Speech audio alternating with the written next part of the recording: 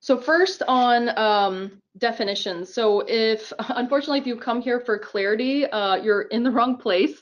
The truth is there's no single kind of universally agreed definition of what innovative finance is.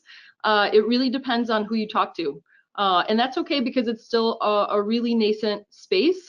Things are constantly evolving and different actors are still trying to figure out for themselves what this means for them. We've listed a couple of definitions here for you that you may have come across. So for instance, the Rockefeller Foundation, which has been a really big player in this space, defines it as, in terms of mobilizing private sector capital in new and more efficient ways. The OECD, frames it in terms of raising funds or stimulating actions in support of international development that go beyond traditional spending, so quite broad, I would say. Georgina Cohan, who's now the executive director of Pershing Square Foundation, but has written a lot about this topic, says that it's really about both more and better, so attracting additional resources for investment and also improving the efficiency of funds we already have. And the World Bank frames it in terms of additional development funds, improving the efficiency of financial flows, and also being more results oriented. So as you can see, they're all slightly different, but you can already pick up on a few themes. So first being, the raising of new money. Second is improving the efficiency of existing money, and then crowding in private sector. For the purposes of this project, given interactions, diverse membership, and the fact that people are still kind of figuring this space out, we really wanted to keep it as broad as possible and give people enough parameters to really just kind of start a conversation, but certainly not as a way to kind of be definitive, as there's other interpretations. So what exactly is innovative about it? So innovative finance is not necessarily financial innovation. The innovation can come from new products, so actual new instruments that require some form of financial engineering and that may one day be their own asset class. An example might be impact bonds, also social success notes, which have been more recently piloted. It could be a kind of new purpose. So these are sort of existing products that have been either tweaked or applied in a new context or setting. An example might be index-based insurance products, which we'll talk about today because they have some applicability in agriculture. So insurance is not new, but the way it's been kind of applied in agriculture certainly is. And it's also about new players.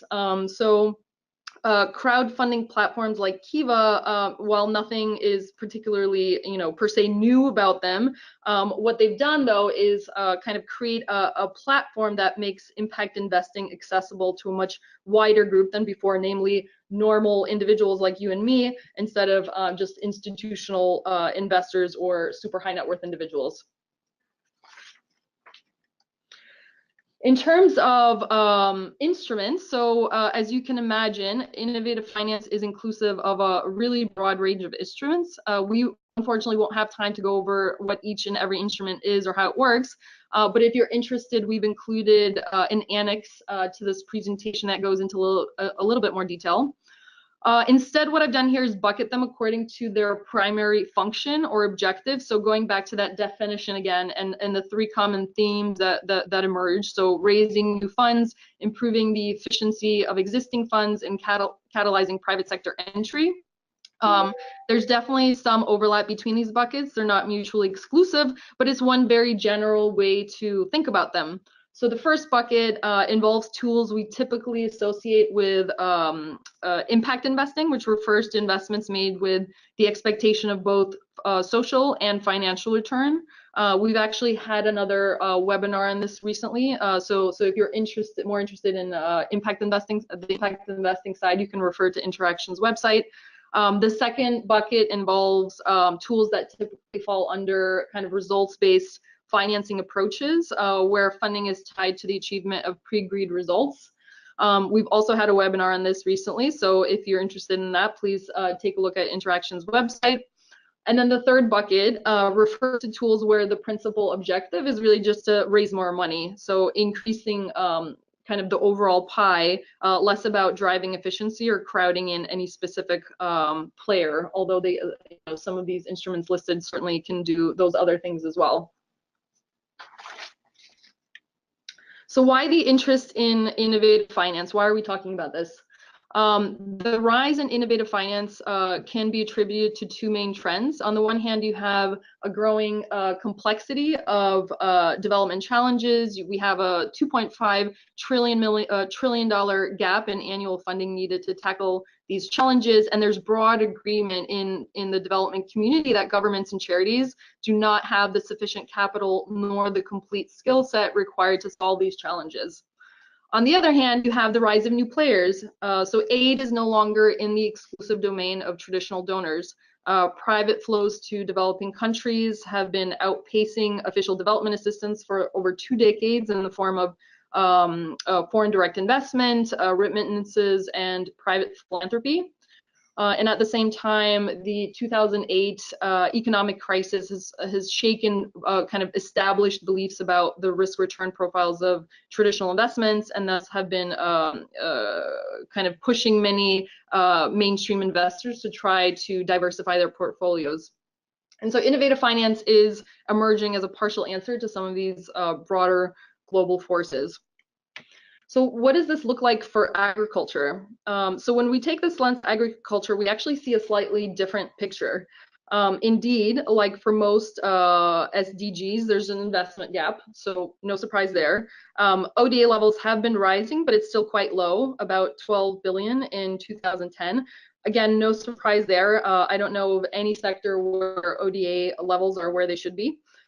What's different from the previous slide is where is when you look at FDI, so foreign direct investment, it's actually even lower than ODA at 3.4 billion in 2011.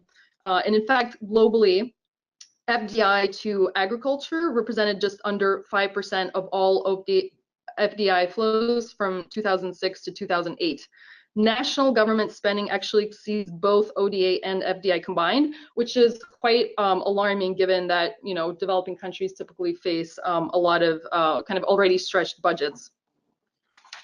So when we're talking about kind of the potential of innovative finance for agriculture and how to mobilize additional resources, how to catalyze private investment, what we really need to consider kind of the constraints. What is keeping more investment from flowing into the space? And there are a number of them. There's certainly policy and institutional constraints, so things like land rights. There's excessive exposure to risks, which is quite unique to agriculture, so things like climatic risks, price volatility, and we'll talk a lot about that today. Inadequate access to finance. There's access to quality inputs that is lacking, so things like fertilizers and seeds. There's access to knowledge and information about the market, about different weather events, access to markets at the national, regional, and global levels, access to infrastructure, and of course, complicating all of this is sort of the gender aspect. There's high degrees of gender inequality that exacerbate all of these different challenges. While innovative finance cannot solve all of them, you know, I'm thinking specifically of some of the larger policy and institutional constraints, it can certainly help overcome many of them if used appropriately. In this presentation, I'll talk about 3 types of tools that have been deployed in various parts of the world to tackle these challenges. The first being risk management tools, the second being results-based financing approaches, and the third being impact investment funds. And I'll just give very broad overviews and then let the speakers go into a bit more detail about their respective examples.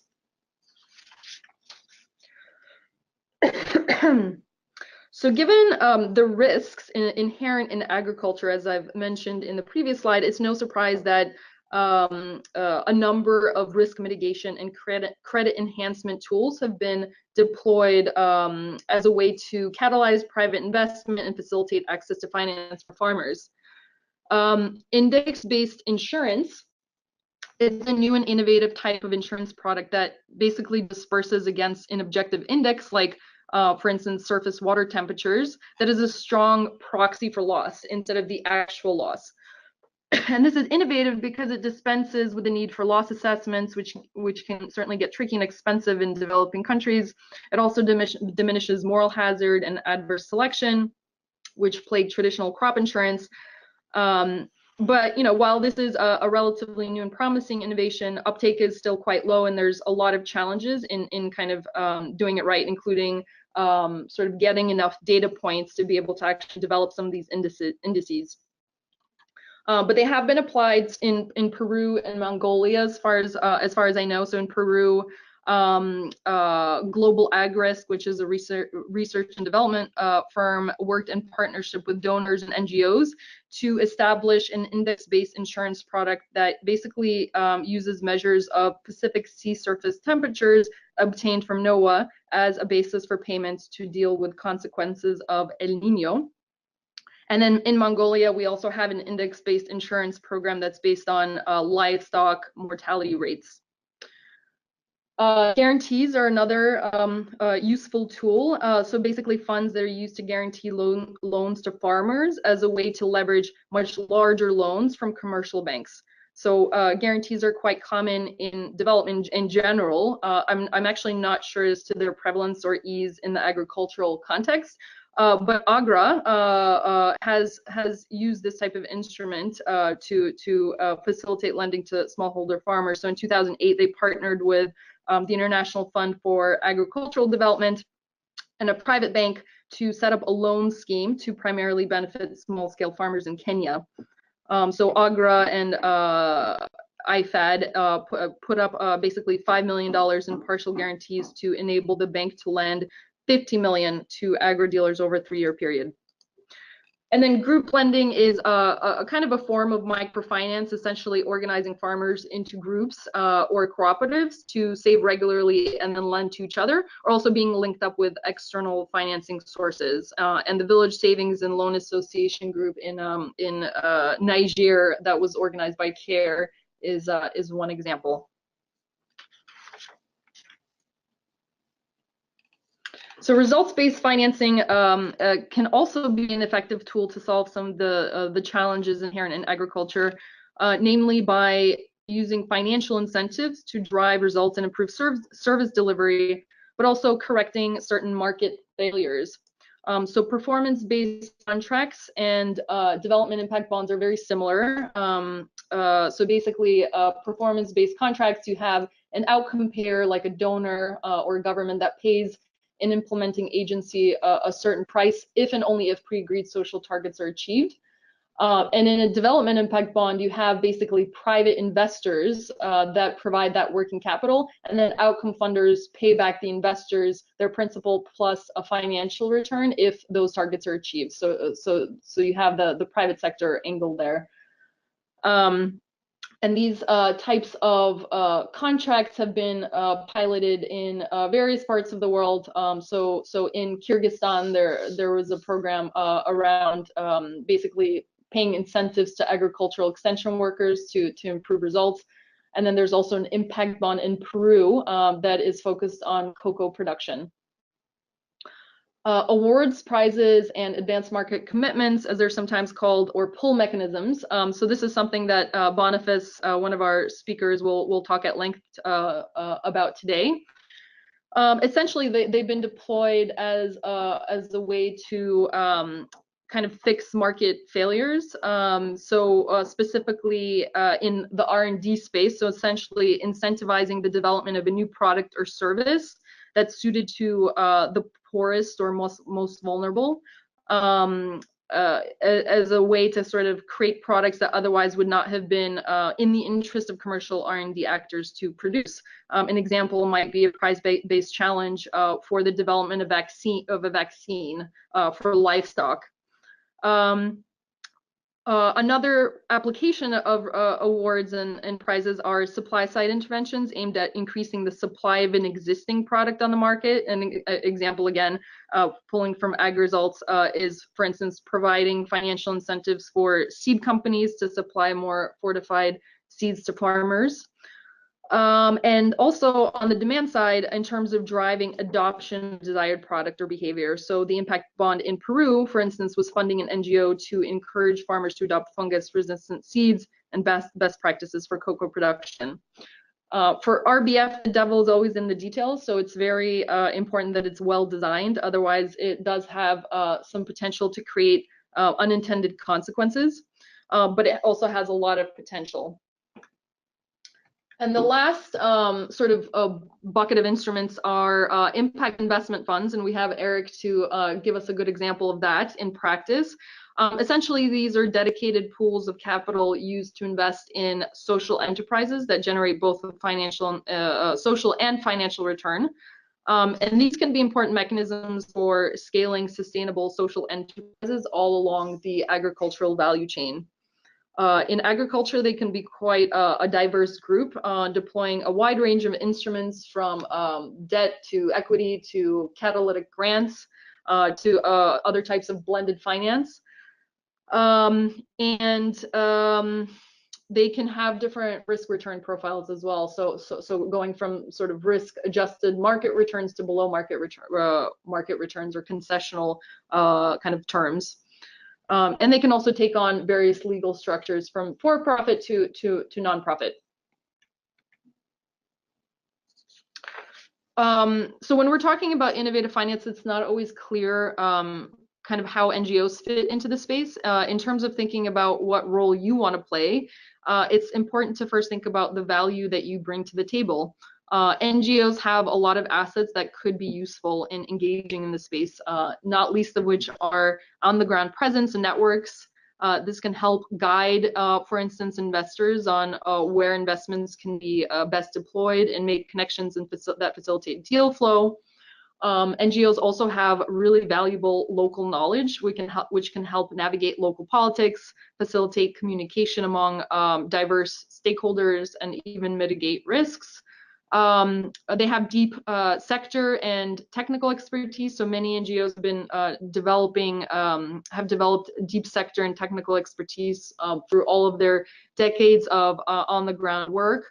And this can help identify gaps in the market, assess business ideas and viability, and add value to investments through technical assistance and network introductions.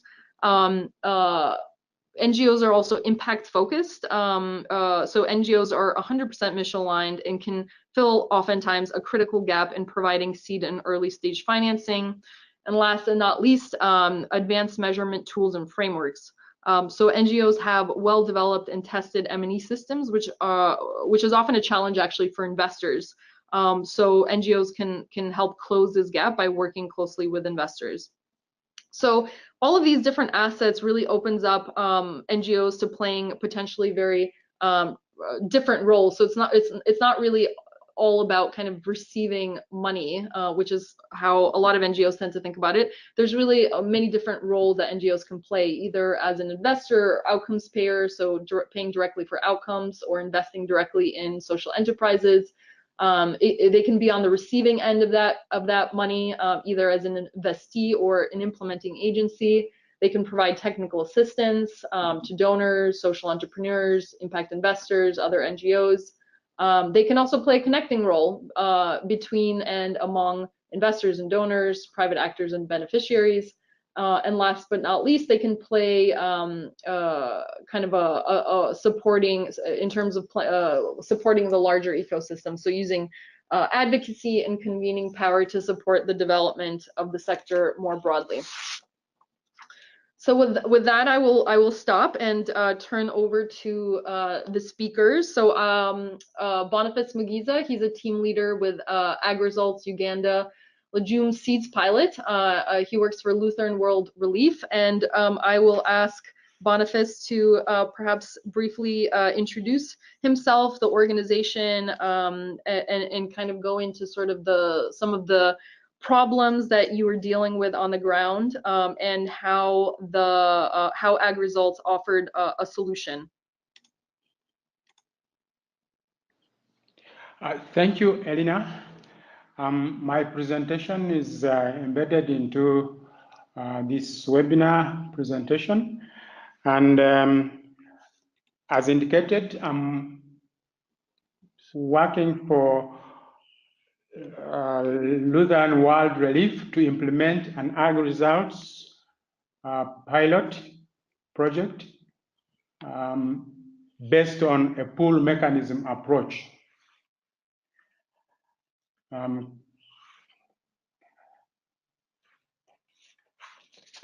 So briefly, Lutheran World Relief, as the pilot manager, is an international NGO which was established in 1945. It operates in 32 countries and has field offices in 17 countries, including Uganda.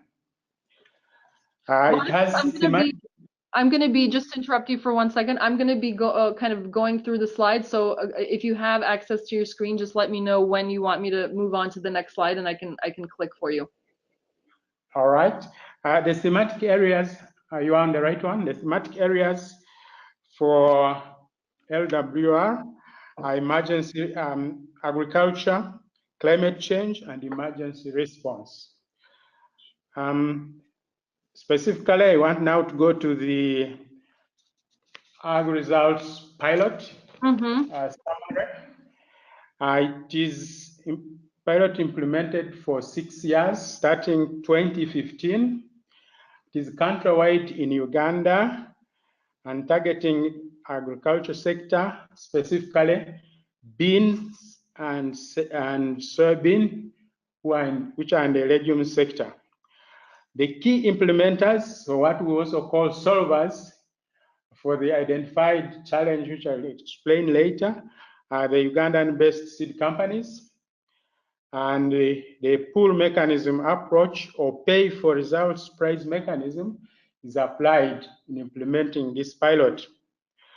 However, I would like to put a caveat here that whatever I'm going to share with you, it is work in progress, so it may not be fully backed by research, data, but I'm going to share with you experience where we have reached. The agricultural legume seeds pilot is an initiative of the 4 governments, that is the government of Canada, Australia, UK, USAID, and then Bill and Melinda Gates Foundation. And these donors, they form the initiative. And the next slide, we dive into their roles, their respective roles. The donors form a steering committee, which is responsible for strategic decisions and also for mobilizing funds for all the pilots they're implementing globally, including the Ugandan one. Then in the implementation structure also, there is AgResults Secretariat, which is managed by Deloitte. And this is responsible for designing new projects, providing oversight, management, and coordination of all the pilots globally. We also have the financial trustee, which is the World Bank. They manage the donors' contributions. They make payments of grants to implementers, also known as solvers, as I had indicated earlier. The independent evaluator is another actor, main actor. And this one is meant to measure the pilot impact, at the same time compare the pull mechanism approach, which is a pay for predetermined results approach, with a traditional push mechanism development approach. The push mechanism pays for inputs. The approach pays for inputs to generate the expected outputs, whereas the pull mechanism pays for the results, the predetermined results. At the management level, we've got the pilot manager, Lutheran World Relief, who is the in-country manager of the pilot on behalf of the agriculture, the secretariat. And then we have the key implementers, who are the solvers of the problem. I will tell you later, the seed companies. So these companies are the companies that join to participate in the pilot, and they are the ones targeted to receive performance grants after their results have been verified. We also have verifiers in country, and for this pilot, we have quality verifiers. These are field level verifiers. They verify the quality of the seed in the field, that is the genetics as well as the agronomics and the other attributes related to seed quality at the field level. But we also have the sales verifier. Currently, it's a BDO, an international audit firm. They verify the sales which have been reported by the seed companies. And these are the results are used to determine how much to pay to the solvers. Next slide, please. The AgResults pilot was designed to address the low supply of quality verified legume seeds to smallholders. This is really a situation of a market failure issue, as earlier alluded to by Elena. So the Uganda legume seeds pilot, since 2015, has been working with legume seed value chain actors to pilot this pool mechanism in order to increase the supply and create access to quality verified legume seed varieties to smallholder farmers. Next. The pilot's key objectives mainly are two: to contribute to a stronger, more competitive and diversified local seed industry by increasing the proportion of legumes in the improved seed portfolio of the seed industry, currently dominated by maize varieties. In fact, the proportion of legume seeds is less than 10% of the improved seed market in Uganda, and yet the legume seeds provide a key component as far as improved nutrition and other attributes are concerned, and food security as well. So the other objective is to enable seed companies to increase production of legume seeds over and above the current levels.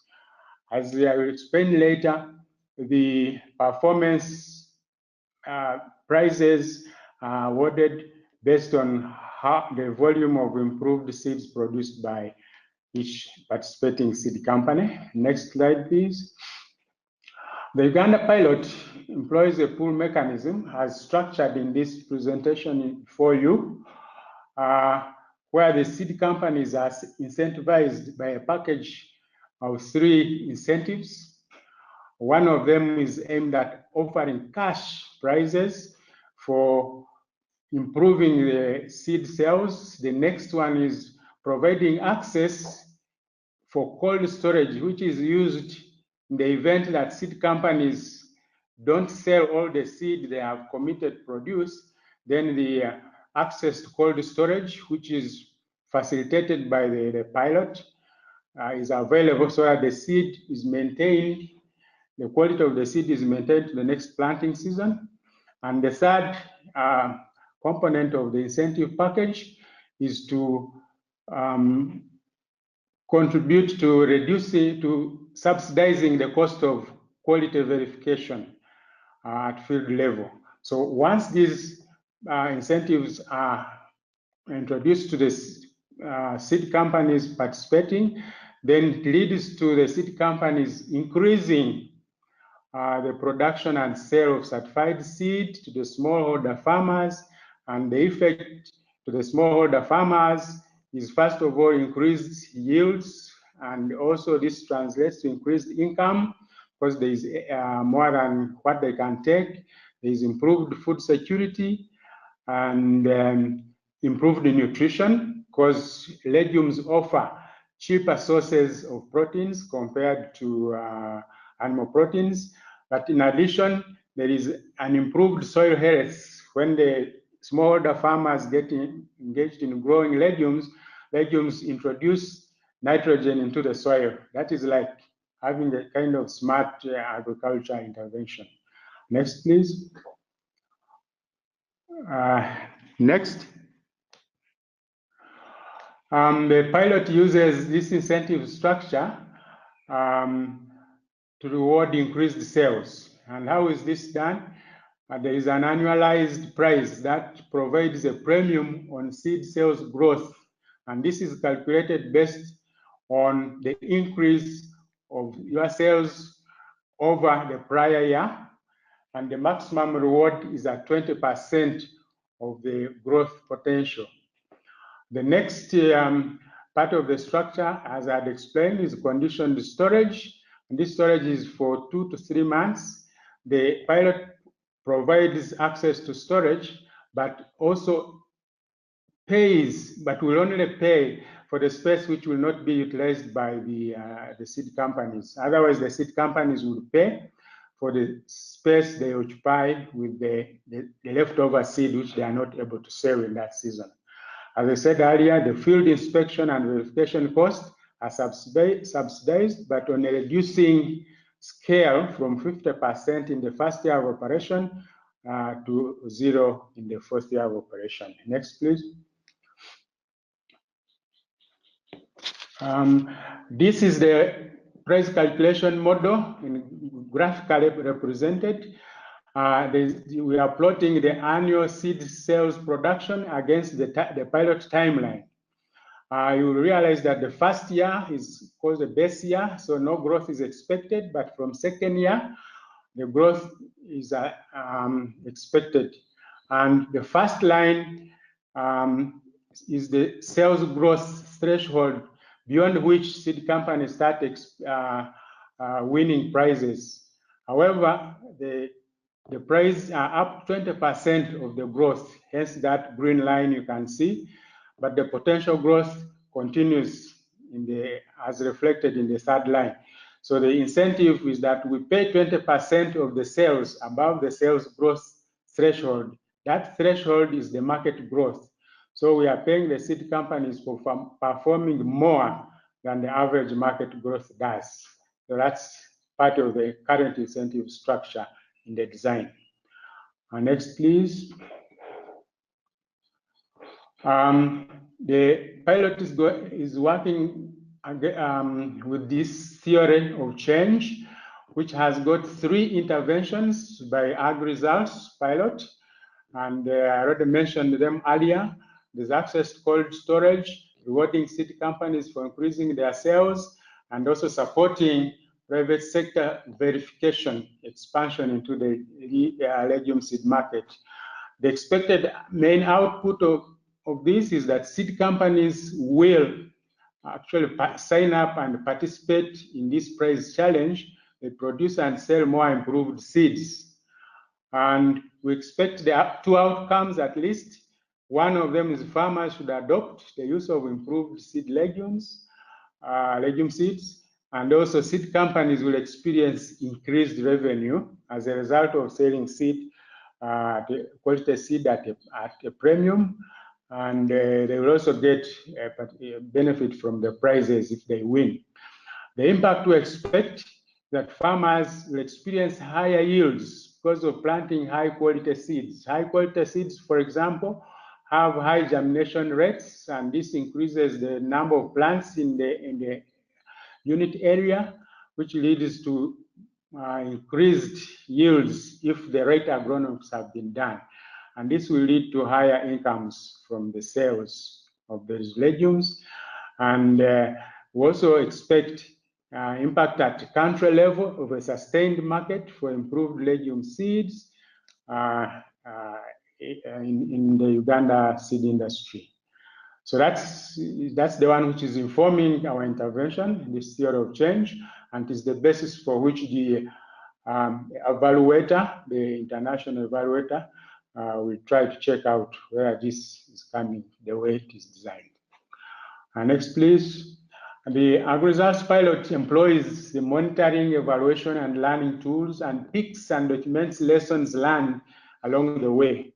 But every year, we expect to have an exercise to document lessons learned.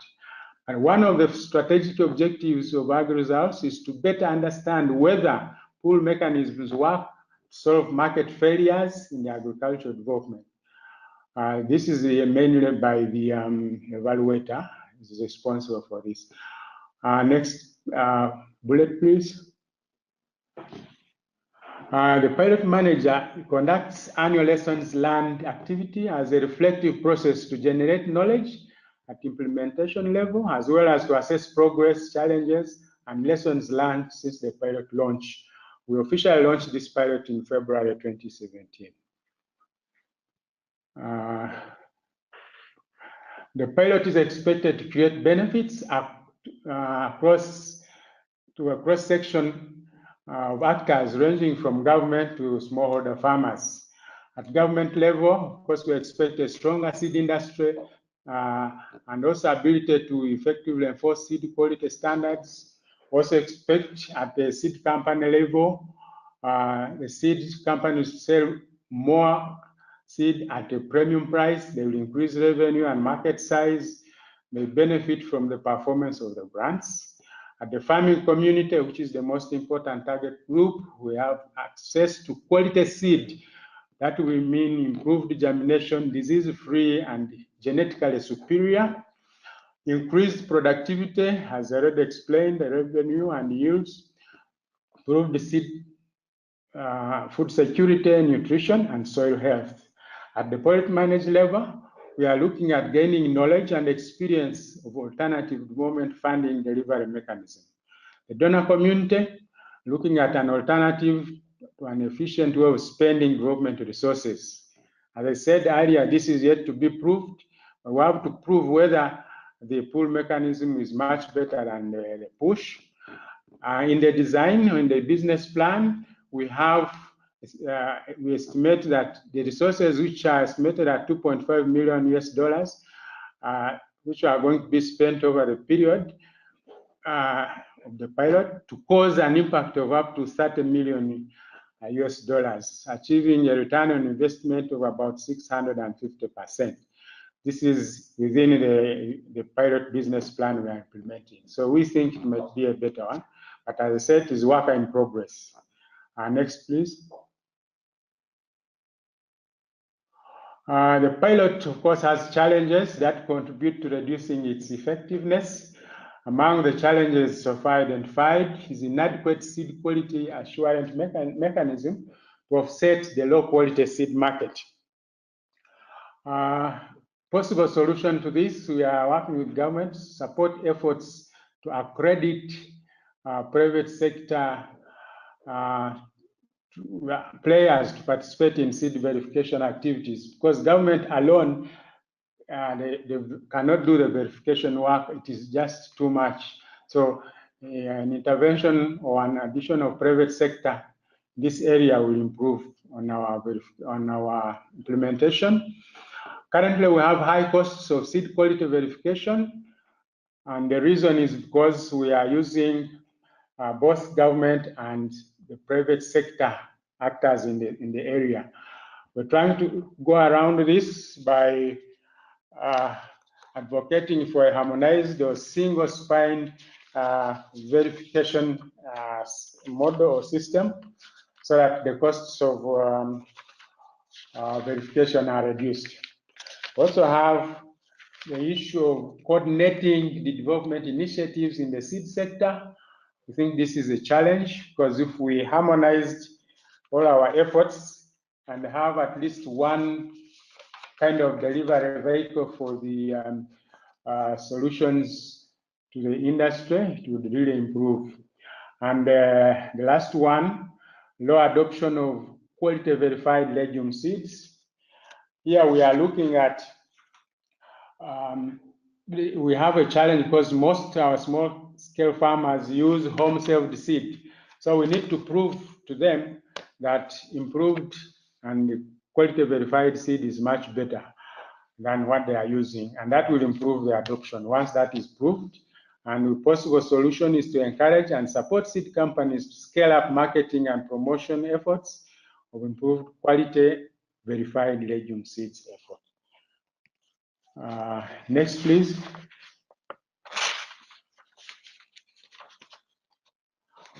Next, I think that ends my presentation for now, but before I leave it, I want to add a few things which I have not included here. The first one is the journey so far, how we have made it to where we are now. We are at halfway. Of course, we started with the redesign, started with the pilot, and we had to do a redesign adjustment, and we couldn't also effectively launch because we needed a private sector quality verifier. That took us some time, and until we had it in place, that's when we officially launched in 2017, early. Then we signed up seed companies and then appointed the sales verifier. So that was our journey. It didn't go as planned, but that is the experience on the ground, what we experienced. And the pilot is designed to make adjustments to issues which can compromise the quality of the delivery. Thanks, Boniface. Sorry to cut you off there. In the interest of time, I was going to let the audience just ask one question if there's anything out there. Either ask it in the chat box, or if you raise your hand, I'll unmute your mic and you can ask it directly. Sorry, I just want to make sure all our speakers have time to present. Very much. I think I'd stop here. The rest I could do. Thank you. Thank you very much, because that was very helpful and very comprehensive. I'm kind of a deeply steeped in the results-based financing space, so internally I have a lot of nerdy questions around how you set thresholds and how do you ensure demand, but hopefully members of the audience will ask those questions. So for now, we'll move on to our next speaker, Eric Cooperstrom. He's the Director of Asset Management at NatureVest, which is part of the Nature Conservancy, and he'll be talking about their impact investment fund. Hi, everyone. I just want to make sure that you can hear me, first of all. Yep, we can hear you. Okay. Great. Well, first, thank you to Interaction for hosting this webinar. Yeah, my name is Eric Cooperstrom. I'm the Director of Asset Management for NatureVest at the Nature Conservancy, and I'm happy to take everyone through a brief overview of the livestock to markets transaction. Next slide, please. You can skip through the legal disclaimer and a quick introduction for the Nature Conservancy for those who are unfamiliar. We are the largest conservation NGO in the world, founded about 65 years ago with a mission to protect the land and water on which all life depends. We are active in every state in the United States, as well as 72 countries around the world. And we have a membership base of 1 million people and 600 scientists. So we're very data and science driven, as you can expect. For NatureVest, we're about 4 years old. We are the impact investing unit of the Nature Conservancy. And we focus on 3 principal things. 1, structuring investments that align with TNC's global strategies. 2, raising capital from current and new Conservancy supporters. And 3, sharing our work to build the conservation finance marketplace. NatureVest has 4 core business lines within conservation that we focus on. 1 is climate smart forestry. A second is water markets. 3rd are debt swaps. So sovereign debt swaps for marine conservation and climate adaptation. And the 4th is renewable energy for conservation. And since we were formed 4 years ago, we've closed 6 transactions totaling approximately $200 million in capital deployed. That is primarily non-TNC capital. TNC does tend to take a stake in each of the investments, but our main goal is to crowd in private capital and move the conservation finance market forward. One of those transactions is the livestock to markets transaction that I'll be speaking about now. And we also have some other work in green infrastructure as well. My role as asset manager, just briefly, is, as it sounds, primarily to work with our TNC colleagues and our external partners to try to move our closed transactions toward their impact and financial goals. And I also head up new business development for NatureVest. So on this next slide, that we're on, diving deeper into livestock to markets. This is a $3.5 million unsecured loan that TNC made into a company called Northern Rangelands Trust Trading, which is the private for-profit subsidiary of a nonprofit parent, Northern Rangelands Trust, based in Kenya. And NRTT's focus is buying cattle from local herdsmen who are connected to local conservancies, fattening up the cows, and then selling those on, providing access to markets primarily in Nairobi. We've drawn $3.1 million of the debt to date, and you can see a few of the key impact metrics that we track: cattle sold by community, household beneficiaries, pastoralist income, and contributions going back to the conservancies. Next slide, please. Next slide, please. Thank you. So, taking a step back, one backwards. Thank you. Taking a step back, what is the problem that we are trying to solve with this investment in NRTT? So to paint the picture, cattle is the primary store of value for the regions of the northern rangelands in Kenya. This is a very remote area around Mount Kenya, for those familiar with Kenya, and it's several hundred miles from Nairobi, 5 hours on a good day travel by road.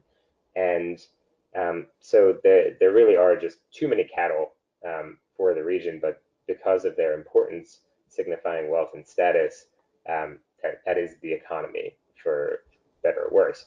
And what that has resulted in is less than adequate grassland management, because large herds need lots of grass to feed on. There's also issues of access to markets for the pastoralists that are the primary herdsmen here. That just driving cattle all the way to Nairobi or getting them to abattoirs and slaughterhouses is very difficult, very costly, certainly weighs and has a toll on cattle health and the end price that the herdsmen get. And in terms of integrating cattle management and sustainable grazing, it really does require local community governance and technical assistance to help distribute best practice. Next slide, please. So you can see on the diagram here the business model of NRTT. First, starting with the nonprofit parent, who has been a partner of the Nature Conservancy for many years. Northern Rangelands Trust has set up a network of local conservancies, 33 by last count, that serve about 500,000 people across 15 different ethnic groups. And just to give an example or an indication of how big an expanse geographically this area is, it's about 45,000 square kilometers. So a huge, very remote area, quite a number of people, large amount of diversity across people, with herding as really the primary economy. All of the conservancies, the local conservancies that are part of this network, are registered as not-for-profit companies, and they're run by democratically elected local boards. And the nonprofit has really made great strides in promoting sustainable land management over the years. They've recorded almost 2 million hectares under improved rangelands management, and that benefits 12,000 households. So we have a really strong local partner as the starting point with the NGO. In 2015, together with the Nature Conservancy, the NGO decided to establish their trading subsidiary, which again is the for-profit company. And prior to that, TNC had been providing grant capital to the nonprofit for several years to help develop this livestock to markets model.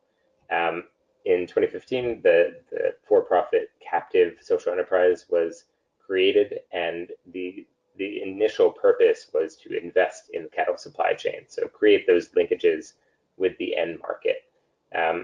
As you can see through the diagram, the value is really created providing that access to market, as well as in the animal fattening and slaughter process.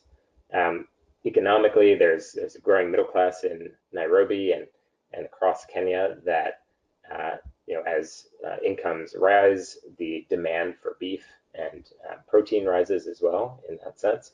And our loan, the $3.5 million loan, is structured as working capital debt with the explicit purpose to finance the increased cattle purchases.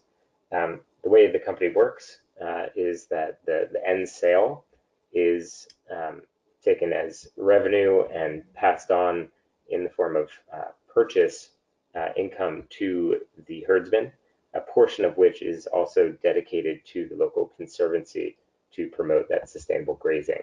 And again, the governance is driven by the local community conservancies. Next slide, please. Thank you. So looking at NRTT, the trading business in particular, this is the biggest component is livestock. It was the first component that fell under the NRTT strategy. The company also has other pilot projects that are unrelated to TNC support in areas like tourism, bead jewelry, and fisheries, all with a focus on sustainability and providing.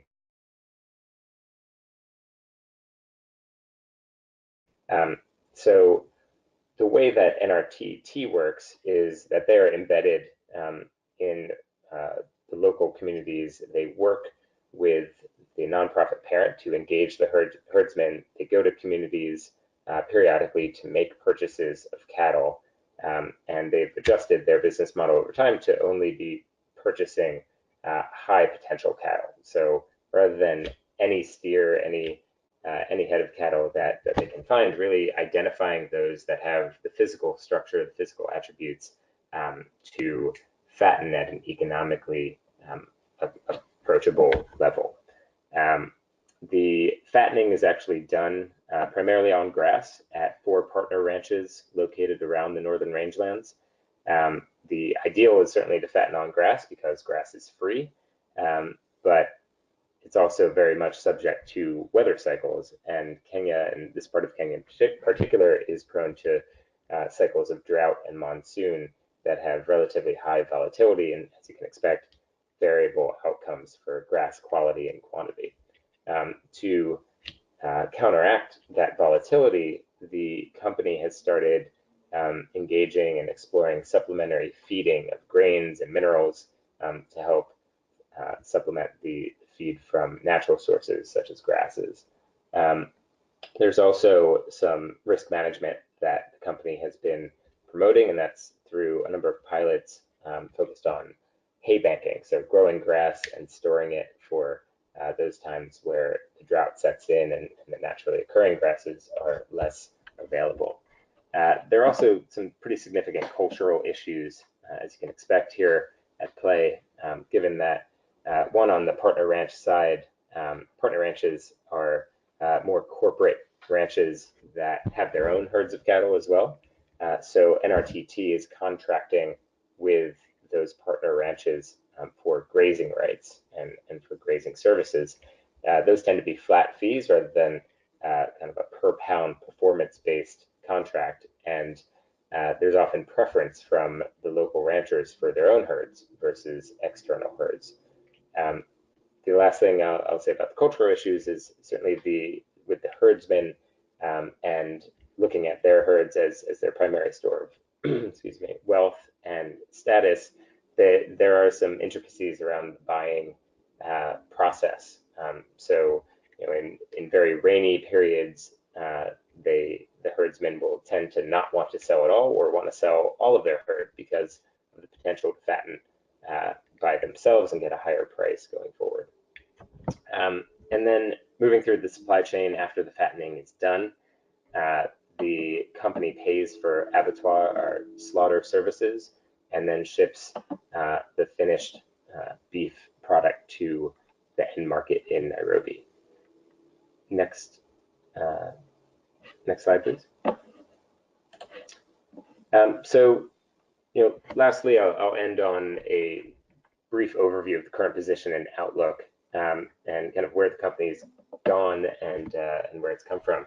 So originally, the the business thesis was to scale up the fattening and purchasing and sales process as quickly as possible. And so in around 2015, the company reached approximately 6,000 head of cattle. And unfortunately, that coincided with a massive multi-year drought that really limited the grazing availability and had a number of knock-on effects that I'll get into in a second.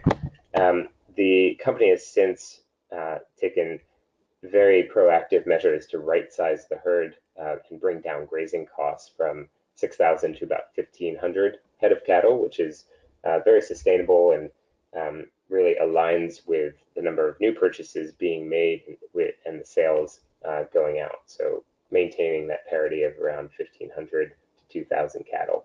The 4 partner ranches continue to be valuable and really critical lifelines for where we have the cattle based.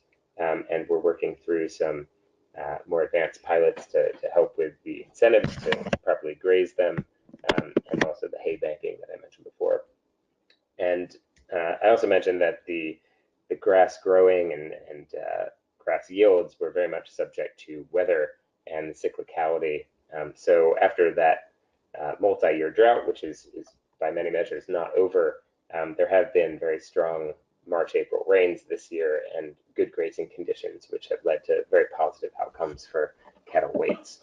Some of the challenges, as I mentioned, the drought from 2014 to the current period actually had a number of additional negative effects on the area. So one, many of the listeners may have been following the 2017 election, which was contested and created a number of issues, not least of which kind of intertribal conflict. That also led to some violence and insecurity, especially in the northern rangelands area, compounded with the drought, where local herdsmen were just caught without grass to feed their cattle, and there were some invasions of different ranches, none of the partner ranches that NRTT works with, but some violence and some unfortunate issues there. The other issues, pastoralist cultural norms and traditions that I mentioned before, kind of willingness to sell at a market price, which is just not something that has been part of the culture, part of the cattle raising process for many of the herdsmen in the past. Grazing costs are really the biggest direct expense of the company, and the company has managed to rationalize a lot of the grazing costs just based on herd size and trying to get to quicker throughput, so lowering the grazing time to get the cattle off the ranches and get them to market.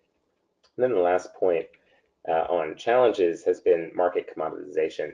So beef in Kenya is typically not provided with a premium pricing based on quality. It's really focusing more on the weight of the carcass. So the higher weight, the more of a pricing premium per kilogram that is given. And differentiating NRTT beef from any other beef in the market has been difficult because of that commoditization. There's also been a number of trade-related factors that have resulted in a glut of beef, in particular cheap imports from neighboring countries that have flooded the market, driven down prices, and really made margins very tight in NRTT's business.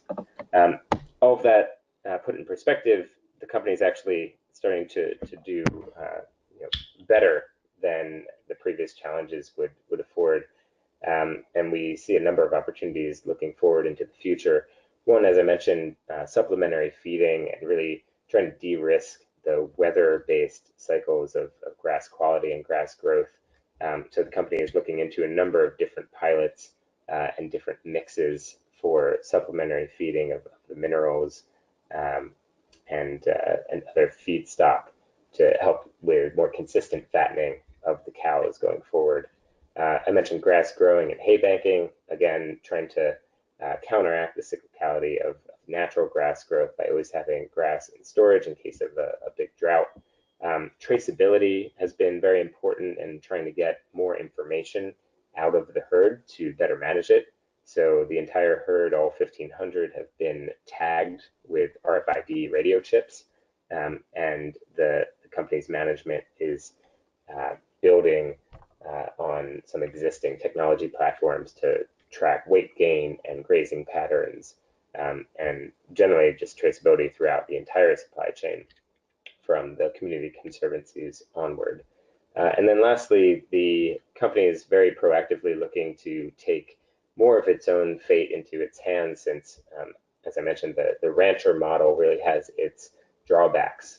So the company is looking right now for a parcel of land that it can purchase near its partner ranches and near the conservancies, so that it can consolidate its herd in the final stages of the fattening and feeding process, with what is called finishing, and then have that central point for quality control, for vaccinations and health checkups for the herd, as well as logistics to get the final product to market.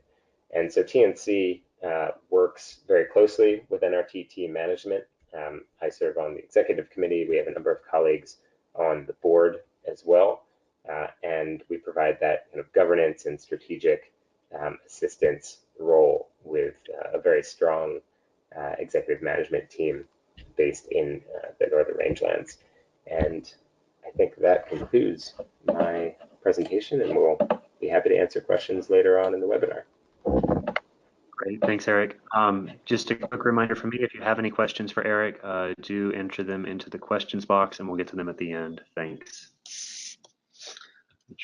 Great. And with that, we will turn it over to Patrick Starr, who's a financial specialist in the Office of Market and Partnership Innovations at USAID, and he'll be talking more about sort of the donor perspective and all this, and perhaps give some insights into what might be some kind of platforms for NGOs who are exploring these types of instruments to engage.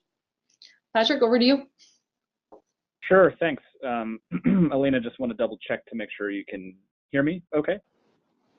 Yep, we can hear you fine. Great. All right. Well, I'm going to give you a break because I don't have any specific slides or a presentation to run through. So you can sit back and relax. Thank you for the kind introduction, and thank you for having me on this webinar. This is a space of increasing interest to USAID, and one of I think foundational importance, at least in our space. And thank you to the two other presenters for some fascinating examples. They are, I think, some great illustrations of some of the potential that the sector holds. So as Alina mentioned, I'm a financial specialist with USAID in the Bureau for Food Security. I guess I just wanted to start with a general overview of USAID's role in this space and how we have it structured. So at the highest level, the Global Food Security Act is the legislation that governs our interaction in the space. It was passed by the U.S. Congress about 2 years ago.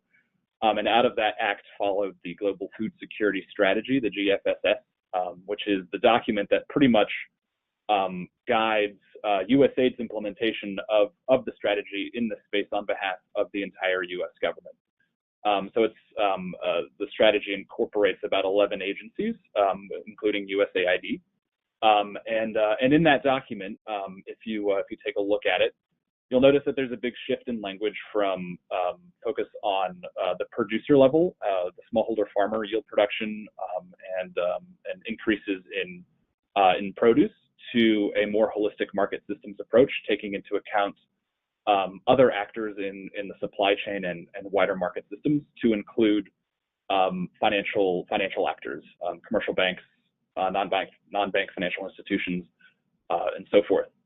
So this is a definite, I think, shift in language and shift in focus, and where sort of my role comes into play. USAID has been focusing on smallholder finance for decades. It isn't anything new in terms of our interventions. I think typically you'd see a lot of village savings and loan associations, like Alina presented on some of her previous slides. Like I said, those were mostly focused on the production level. But at this point, we are looking to engage with NGOs and other partners in the space, for example, Interactions members, to provide some of those services that Alina mentioned in terms of either capacity building activities or matchmaking with financial institutions. I think the global food security strategy really points us towards working more with our partners and really expanding the pie, as it were. So what we're focusing on, at least in this space, is the small and medium enterprises that are involved at all points in the value chain. So, like I mentioned, smallholder farmers are sort of at the base of the value chain, and we're looking at incorporating more small and medium enterprises, the ones that are typically ignored or have trouble accessing finance from commercial institutions. This has been referred to by some institutions as sort of the missing middle. Those institutions that are too big to attract financing from maybe a more typical microfinance institution, but are too small to access commercial capital. So this is sort of the sweet spot that we're trying to really attack and crowd in capital to this space. So one thing I've sort of used, a phrase that I've used to explain what we do. Our goal is to use our money to attract other people's money to do our work for us. So that puts it a little glibly, but I think that's basically what we're trying to do. As Alina illustrated in some of her slides, OD, the official development assistance, is a decreasing proportion of the amount of money flowing to the countries where we operate and where we focus. And recognizing that, we see the power of private financial markets to come in alongside money from donors like USAID to really accomplish some of our development objectives. So Alina touched on one model that I just wanted to provide an example for today. You had brought up credit guarantees as a sort of risk management tool in the space, and I think this is one that USAID has been using for quite some time in a variety of sectors, including the ag sector. And there's one example that I'll highlight just because it's the transaction that I worked on and is actually directly related to this space.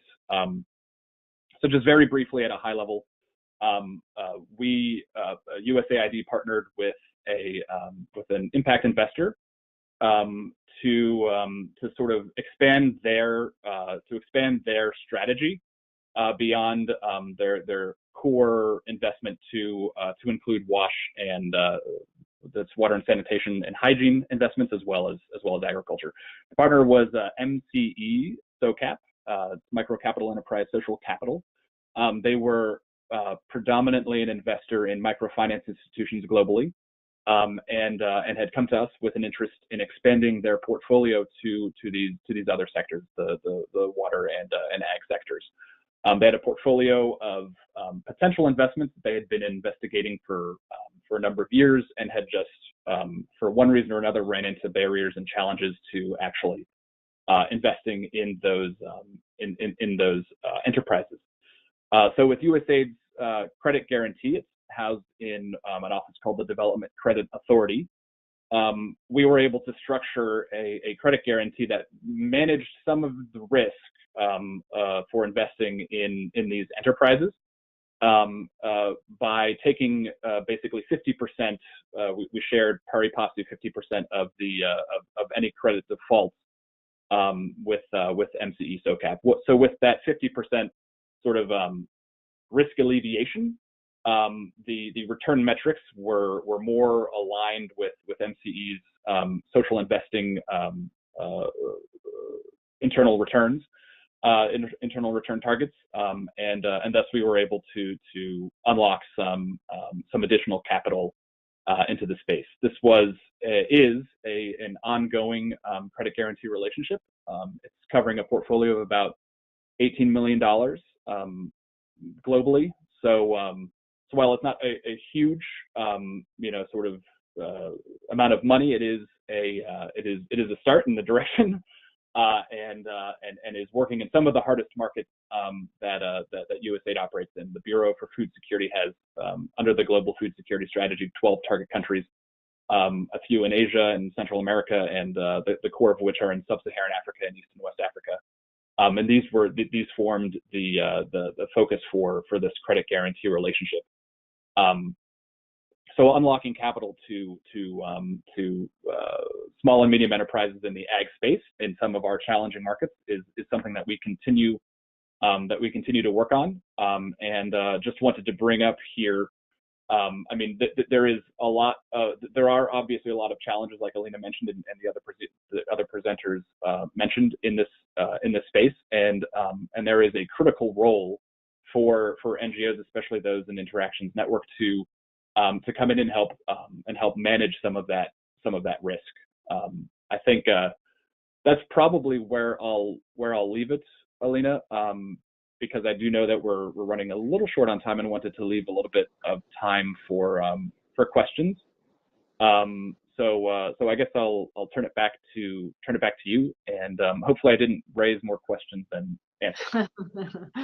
That's a sign of a good presentation. Thank you so much, Patrick. So yes, all right. We have one question in the box so far.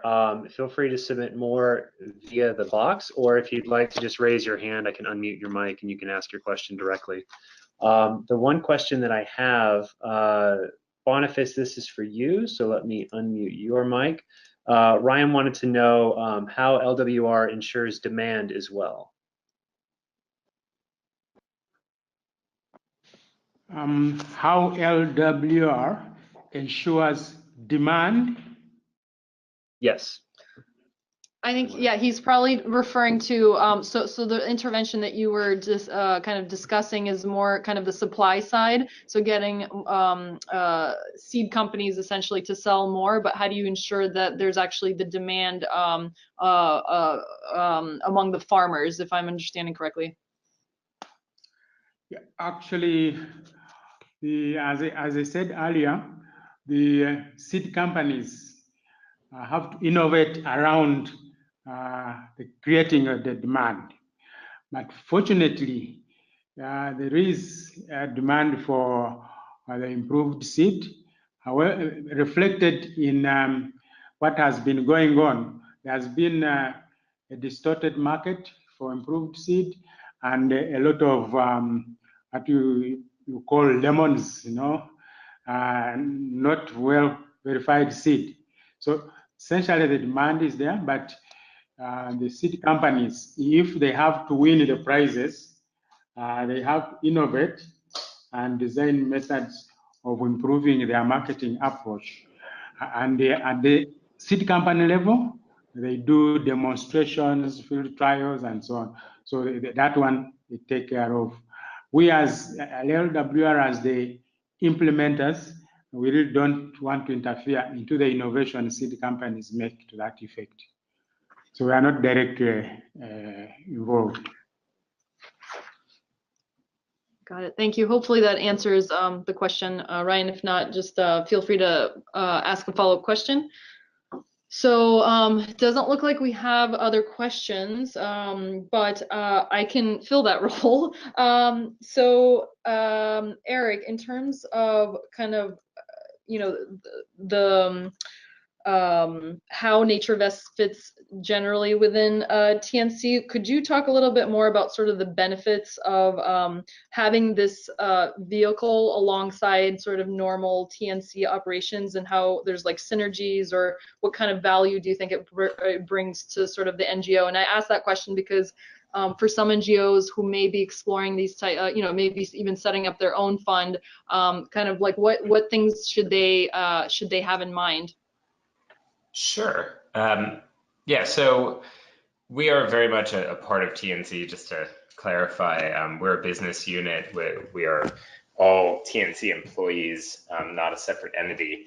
And really the theory behind setting up NatureVest was that looking at the landscape of funding for conservation and overlaying that with the massive amount of need over the next several years, especially to help avoid the 2 degrees C kind of catastrophic temperature rise that has been plotted out by scientists around the world. There's just billions and trillions of dollars that need to flow to conservation-oriented outcomes, and the total amount of capital provided by governments and by the philanthropic sector is just not enough to address that need. So, we were founded with the explicit intent to crowd in private capital, which can fill that need, and which is going to be critical to helping the world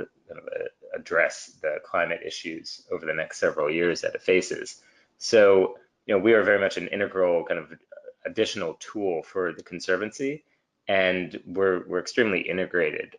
We're governed by the same mission. We focus on those areas across TNC's strategies that we see having a private capital role to play. Not all of the conservation areas that TNC plays in will have an investable opportunity, but we're looking for where those investable opportunities are, and we're relying on TNC's scientific expertise in the first instance, and knowledge of the conservation areas, as well as the local place-based colleagues that we have across all of our chapters in the US and our non-US chapters around the world. And it's very much a partnership. So, the NatureVest team is 25 people or so, scattered across various TNC offices. But, we're looking at, in the first instance, our TNC colleagues who are situated locally, have local relationships, have been doing the valuable conservation work on which our deals are based on for a number of years to both originate and execute deals. And we provide that private capital and financial expertise to join up with that. Great, thank you. And Patrick, is there another question? No, okay, still no questions. So I do have another question that's more geared towards Patrick. So you kind of alluded to this in your presentation, but can you perhaps give some concrete examples of how NGOs might engage with USAID on sort of this new market systems approach? So it seems like, with the old approach, it was a little bit more clear cut what the role of NGOs would be, but in terms of kind of this new strategy, are there some examples of ways that you've partnered with NGOs in terms of maybe the technical assistance, and what are the ways that they could engage USAID? Would they wait for like a proposal to come out, or should they, or are there kind of other channels? Thank you, Alina. Very good question, and I don't want to get too much into the the nebulous procurement processes you alluded to, waiting for a proposal. That's probably not, hopefully not the best route that I could bring up. But yeah, no, I think bringing up a concrete example would be very helpful. And maybe one of the best examples that I have at my fingertips would be, especially in this space, would be the Financing Ghanaian Agriculture Project in Ghana, obviously. So this project was focusing on catalyzing finance into 3 value chains in northern Ghana, the rice, maize, and soy value chains above the 8th parallel, just sort of the more deserty part of northern Ghana. And to do this, it was actually designed to use this sort of pay for results approach to incentivize banks to lend to the space. So how did we do that? It was a tremendous. We relied on a network of local NGOs to actually not only source the investments, but also provide the capacity building, not only to those investments, but also in some cases to some of the commercial banks that were looking at investing in this space. So the incentive payments were used both for the business advisory service providers or business development service providers, BDS, BAS, sort of two acronyms, to provide sort of consulting services to businesses to get their books in order, build capacity in terms of management expertise, and so forth.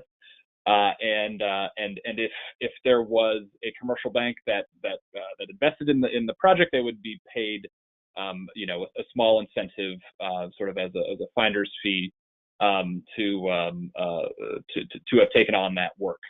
And on the commercial bank side, there was sort of almost like a reverse auction type approach to open call to commercial banks to try to figure out how much was needed to actually catalyze some investment to the space. So banks were able to sort of bid on incentive payments that could be used for varying sorts of projects within their institutions. One of the most common of which was just sort of setting up the quote agricultural desk structure, so hiring the expertise and capacity in their loan officers to actually proceed with lending to the space, and upon completion of these projects were then paid that sort of small incentive. So on both sides, it was a network of NGOs that provided this capacity building service, and the idea was to sort of kickstart this local the sort of local capacity to do this. And to date, the project I think is just wrapping up, but with just a small amount of incentive payments of I think maybe a total of about $5 million, around $5 million. They have catalyzed over $140 million of lending to these tree value chains in a particularly challenging area of northern Ghana.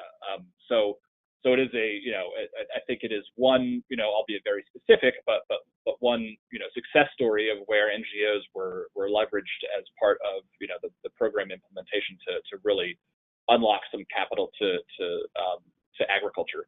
So I would say that for NGOs in the space, I don't think it's necessary to wait for, a procurement to come through the pipeline. That's an unreliable sort of way to partner with USAID, but there are increasing opportunities, especially as I mentioned with the MCE social capital example, to sort of match make funds and becoming familiar with some of the impact investors in the space. I think we would love to partner with more NGOs who have these sort of same the same goals in mind, to really channel investment to the space. So one concrete example, in terms of actually reaching out to USAID, if that was of interest, maybe Alexis brought this up in one of the previous webinars, is our Global Development Alliance window. It's a perpetually open window that allows an NGO to submit an idea to USAID. And more details are available on the website. You can just Google the Global Development Alliance, and that's one way that if an NGO had an idea, they could proactively reach out to us, and we can start the conversation. So no need to wait for a proposal, but keep your eyes open on the landscape, and we definitely look for NGOs in a lot of our programming. Great, thanks, Pat. We had one last question, and I think this is going to close us for today. So Brian wanted to know, what type of data do financial institutions need to justify the creditworthiness of SMEs? And I think this one's up for grabs for anyone who wants to speak to it.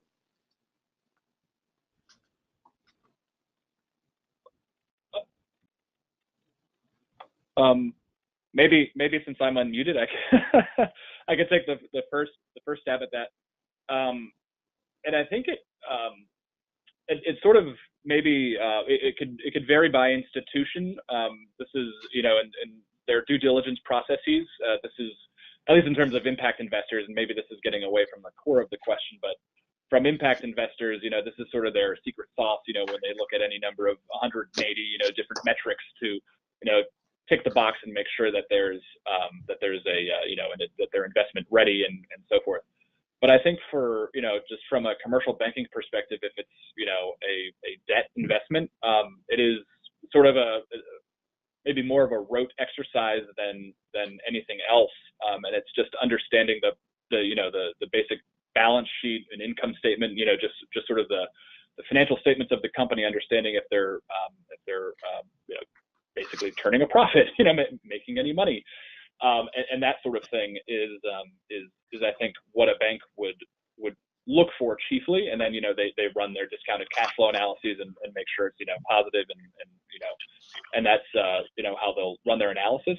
So that is, I mean, in many cases, one of the biggest barriers to accessing finance abroad. In many of our target countries, there is a lack of just basic accounting skill that bars small and medium enterprises from even approaching a bank to start that conversation. So, like I mentioned in the FinGap project, that was a very common service provided by some of the business advisory service firms, was just basic accounting, getting the bookkeeping up to speed, and ensuring that they're accurate and present a good picture of the business for the bank to then evaluate and then extend financing.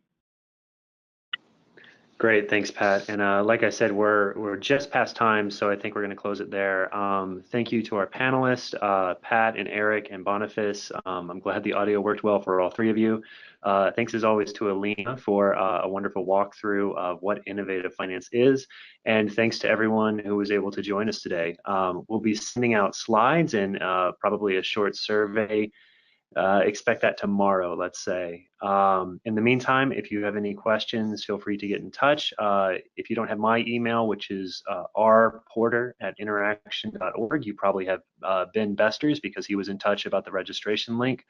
So send questions to him, and if not, then wait for that email where we'll send out some more information about innovative finance in agriculture. Thanks again, everyone, and have a great day. Thank you too. Bye.